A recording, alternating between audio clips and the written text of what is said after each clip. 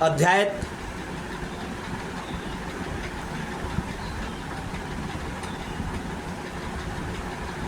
किताब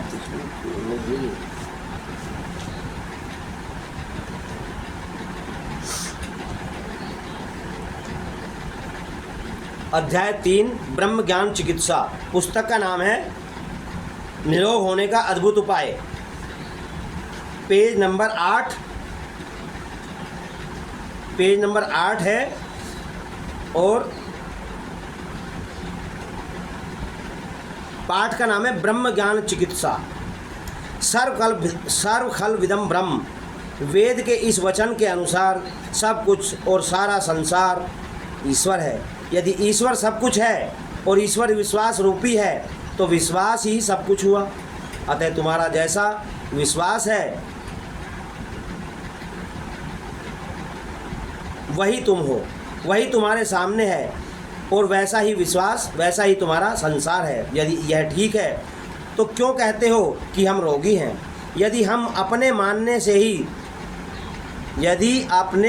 से ही तुम रोगी हुए हो तो अपने मानने से निरोग क्यों नहीं हो सकते?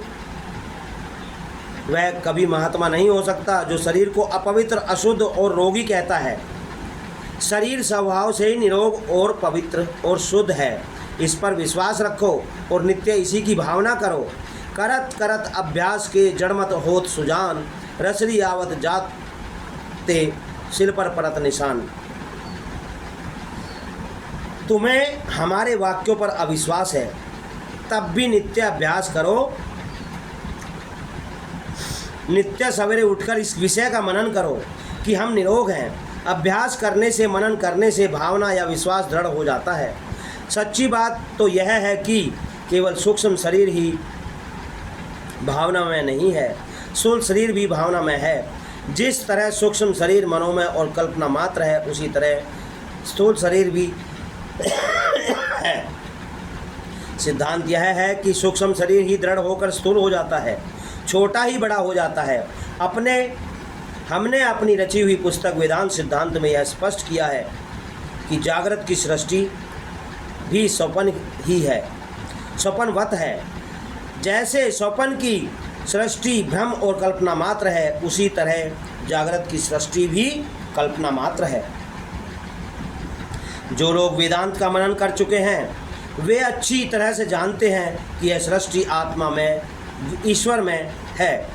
अर्थात यह स्थूल जगत या जागृत संसार दूसरा नहीं किंतु सब कुछ ब्रह्म ही है। ब्रह्म से भिन्न जो कुछ प्रतीत होता है वह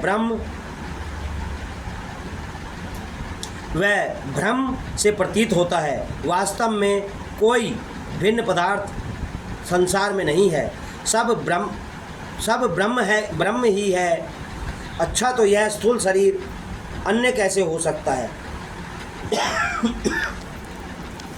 क्योंकि यह स्थूल शरीर संसार से बाहर नहीं है।